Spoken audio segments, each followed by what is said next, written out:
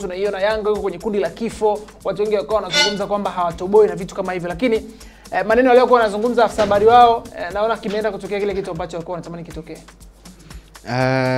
Yes, Yanga walionyesha kutaka mchezo kuanzia dakika ya kwanza. Yani unaona kabisa ile commitment ya players ipo kwenye kutaka mchezo, namna ambavyo wanapambana kiwanjani, wanajituma.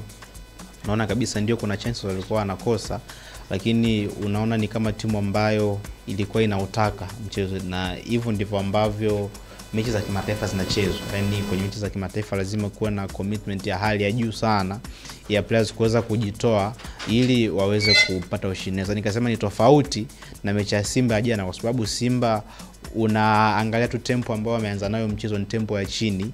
Ukiangalia wachezaji hawajitoi hivyo kwa maana kuweza kuipambana timu, lakini kwa Yanga ilikuwa ni tofauti. Unatazama body language pia ya wachezaji, si ndio?